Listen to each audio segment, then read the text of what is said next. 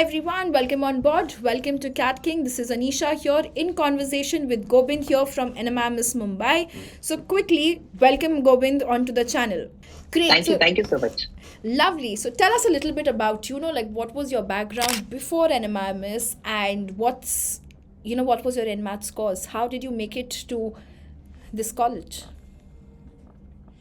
So I have done my undergrad in BTech Mechanical from KIT University Bhubaneswar.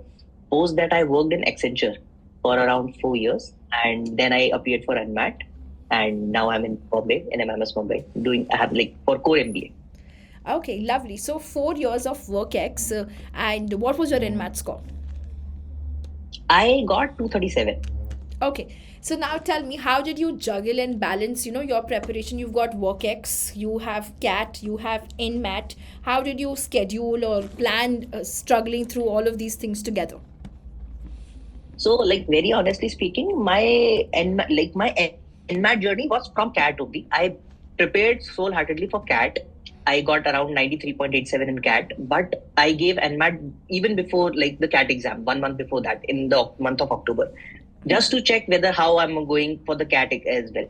So, but I cleared the cutoff, and then the interview and everything went well. So now I'm here. Okay, lovely. That's great. So what do you think is the difference between CAT and NMAT exam? NMAT is it's one of the exams which is with no negative marking. So the strategy what I used was getting most of the questions correct. Like when we are attempting an RC, so our aim should be to get those 4 questions and 5 questions in a line correct, because it's an adaptive exam. Yeah. So as many number of questions we do get right, the number of the marks I get in the next correct question increases. So that was one of the things which I tried to aim. Obviously, at a certain point, then the level will increase, and we might get 1 or 2 wrong. But the best part, the best that worked for me was to getting more number of questions correct at a go. Lovely. That's pretty interesting.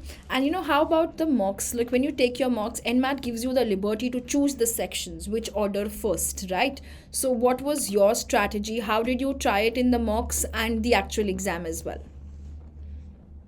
I kept it pretty simple with with line with the CAT exam only. That I'll do the VA part first, then the logical reasoning, and at last the QA part.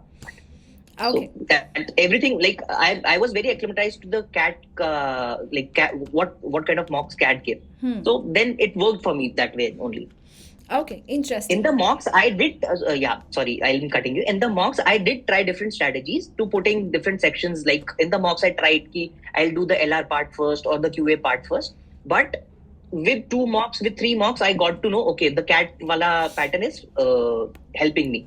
Lovely. So I went with that. That's great. And if you were to, from your entire experience, if certain things which are must-do topics for NMAT, what would you say that would be? NMAT, okay, now it's been a quite time. But when we talk about it, then in the logical reasoning part, we get too many questions from input and outputs. Yeah, input and output. So we get a lot of questions from that. And those are questions which are very scoring. If you are able to crack the pattern, then you can simply get all of those questions right. And in the RC part as well, getting the RC right is very important, because it's a chance of getting 4 or 5 questions correct in a line. Correct. So that was one of the things which I'll say must do. Okay, lovely. That's pretty interesting. So we must do input output, we must do our RCs. How about critical reasoning? That's something which you don't get in CAT exam, but you get in NMAT, where you get strengthening, weakening the argument. What do you think? Can you approach those questions based on practice, or did you have some other approach or strategy for it? Fortunately, my critical reasoning is very I have a very strong critical reasoning thing. So I never practiced anything differently. The questions, whenever I read, it was more like, okay, this is the best possible thing, I'll go with that. I might get few of them wrong, but fortunately I get them right. So I have never done anything apart from the normal CAT की preparation for critical reasoning. Okay, lovely. So for all of you guys who are listening, see, CAT के साथ में भी NMAT हो सकता है, but if you want to build a little extra practice for yourself, these are some of the most important topics. Like even he mentioned, input, output, RCs, critical reasoning. Practice more of these. Check out the NMAT official guide. You can check out the mock tests which you're giving. They will give you a good number of questions to practice. You have the NMAT maximizer books. All of this will help you to make sure you're practicing NMAT level questions. Okay? One last thing, Govind, if I were to ask you, if you compare CAT and NMAT difficulty level, which is tougher? Last year's CAT was pretty much tough, like we all know about that. But NMAT was quite easy, or like in comparison to that. No exam is easy, definitely. Yeah. What we all know, these kind of exams need practice. They can't be done in one night.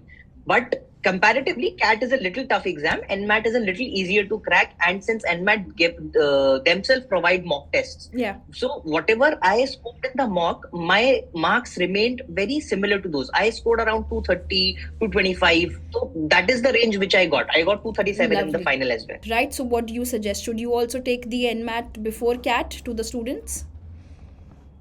It's actually like it's a very personal choice. Most of the people give it after CAT only because they know their level of preparation is at a certain point.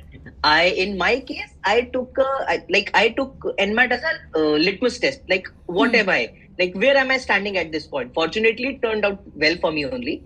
But people give it after CAT as well. People give it before CAT as well. It totally depends on your level of preparation, nothing else. So if you Lovely. feel confident that you can crack it, you can give it before CAT as well. There is no harm in that. Okay, that's really nice. So thank you so much, Govind, for spending time with us. It was lovely to speak to you. And any parting thoughts or best wishes for the students from your end? This is an amazing journey. Like being this side of the table now, it's a very different feeling. So I'll just wish everybody good luck. Crack those exams. Come this side of the table. It's an amazing journey. You'll love it. Lovely. That's really nice and motivating. So thank you so much for joining in. All the best, guys. And if you have any doubts, any questions, drop in the comment section and we'll take that up for you.